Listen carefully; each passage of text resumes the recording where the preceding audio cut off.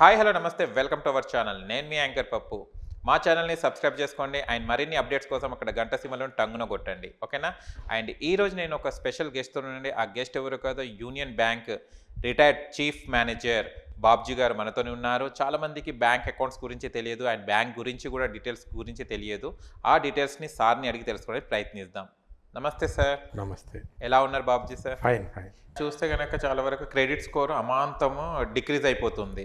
దీనికి రీజన్స్ ఏముంటాయి సార్? ఏముంది, ప్రతి finance institution every month update చేస్తూ ఉంటుంది క్రెడిట్ ఇన్ఫర్మేషను ప్రతి మంత్ బ్యాంకు నుండి ఈ బ్యాంకు నుండి ఆ బ్యూరోకి వెళ్ళిపోతూ ఉంటుంది.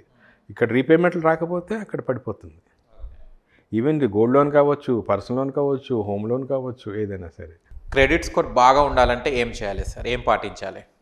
ప్రాంప్ట్ రీపేమెంట్ ఒకటే సొల్యూషన్. మీరు ఎన్నెన్నో అప్పులు ఉండొచ్చు, కానీ ప్రాంప్ట్ రీపేమెంట్ ఉంటే మీ యొక్క ఆదాయం కూడా అంత ఫాస్ట్గా ఉన్నట్లు లెక్క. సార్ ఒకసారి ఈఎంఐ మనకు మిస్ అవుతుంటుంది. ఒకసారి మనకి ఈఎంఐ మిస్ అయితే మన క్రెడిట్ స్కోర్ని ఎలా నార్మల్ చేసుకోవాల్సి ఉంటుంది? ఎప్పుడూ కూడా అసలు ఈఎంఐ మిస్ అవుతుంది అనే ఆప్షన్ పెట్టుకోకూడదు. ఎప్పుడైనా సరే ఈఎంఐ బేసిస్ మీద లోన్లు తీసుకున్నప్పుడు, especially housing loans, education loans, vehicle loans తీసుకున్నప్పుడు 1-2 ఇన్స్టాల్మెంట్స్ అడ్వాన్స్ కట్టేసుకోండి. అసలు మీకు ఈఎంఐ మిస్ అవుతుందనే ఛాన్స్ ఉండదు కదా. అందువల్ల మీకు అది ఈజీగా ఉంటుంది, క్రెడిట్ స్కోర్ ఆటోమేటిక్గా పెరుగుతుంది. ఒక వ్యక్తికి ఎన్ని అకౌంట్స్ ఉండాలి సార్? బ్యాంక్ అకౌంట్స్ ఉండొచ్చు. ఒకవేళ లిమిట్కి తగ్గట్టు బ్యాంక్ అకౌంట్స్ ఉంటే ఏమవుతుంది? ఇన్ని అకౌంట్లని ఏమీ లేదండి. ఒక వ్యక్తికి ఎన్ని అకౌంట్లు ఎన్ని బ్యాంకులోనే పెట్టుకోవచ్చు, కానీ అన్ని అకౌంట్లు కూడా ఆధార్ కార్డు, పాన్ కార్డు ఆధారంగా ఉండాలి, ప్రూఫ్తో. అన్ని ప్రూఫ్తో ఉంటాయి. ఇవన్నీ కూడా ఆ వ్యక్తి యొక్క ఆదాయాన్ని హైడ్ చేయడానికి లేకుండానే ఉంటాయన్నమాట. అన్ని central link income tax department దగ్గర ఇంకో దగ్గర ఉంటుంది. అయితే మీ యొక్క సిబిల్ స్కోర్ చూసినప్పుడు మీ యొక్క డిపాజిట్స్ చూడరు, గుర్తుపెట్టుకోండి. క్రెడిట్ స్కోర్ చూసినప్పుడు డిపాజిట్లు చూడరు, ఓన్లీ మీ యొక్క అడ్వాన్సెస్ ఎన్ని తీసుకున్నారు, ప్రాంప్ట్గా కట్టట్లేదు, వీటి మీద ఆధారపడే ఉంటుంది క్రెడిట్ స్కోర్. ఇప్పుడు పరిమితికి మించిన ఇన్యాక్టివ్ అకౌంట్స్ ఉంటే ఏం జరుగుతుంది సార్?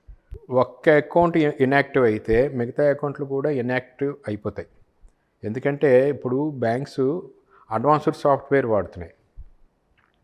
మీరు ఒక బ్యాంక్కి వెళ్ళి, సపోజ్ ఒక ఎక్స్ అనే బ్యాంక్లో మీకు అకౌంట్ ఉంది, బ్యాంక్ టు బ్యాంక్ లేదు కానీ ఏ బ్యాంక్ ఆ బ్యాంకు ఉంది. సపోజ్ ఎక్స్ అనే బ్యాంక్లో మీరు కలకట్టాలో మీకు అకౌంట్ ఉంది, ఆ అకౌంట్ ఇనాపరేటివ్ అయిపోయింది. మీరు హైదరాబాద్ వచ్చి ఇంకో అకౌంట్ ఓపెన్ చేస్తామంటే కాదు.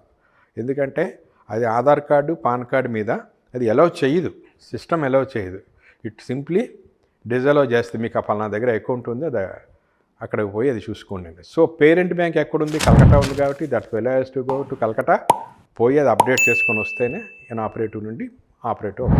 కొత్తగా వ్యాపారం చేసే వాళ్ళు ఉంటారు కదా సార్, వాళ్ళు ఎలాంటి ఖాతా ఓపెన్ చేయాలి? సింపుల్గా చెప్పాలి అంటే కరెంట్ అకౌంట్ ఓపెన్ చేయాలి. అది బిజినెస్ అవసరాలకి వాడుకోవాలి. తన బిజినెస్ మీద వచ్చిన ఇన్కమ్ దాంట్లో రూట్ చేయాలి. ఆ రూట్ చేసిన దాన్ని మళ్ళీ దాని తగ్గ ఐటీ రిటర్న్స్ ఉంటాయి, సేల్స్ రిటర్న్స్ ఉంటాయి, ఇవన్నీ ఫైల్ చేయాలి. ఫైల్ చేసుకుంటే మీకు కొత్తగా బిజినెస్ ప్రారంభించే వాళ్ళకి అది సహకారం అవుతుంది. ముందు మంచి పునాది పడుతుంది. Thank you so much sir. మరిన్ని విశేషాలు మరో ఇంటర్వ్యూలో కలుద్దాం, ఓకేనా? Thank you sir. చూశారు కదా ఫ్రెండ్స్, మీకు కనుక మా వీడియో నచ్చి లైక్ చేయండి, షేర్ చేయండి, కామెంట్ చేయండి, సబ్స్క్రైబ్ ఛానల్ అక్కడ గంట సిమ్లో టంగును కొట్టండి. నేను మీ యాంకర్ పప్పు. Bye bye.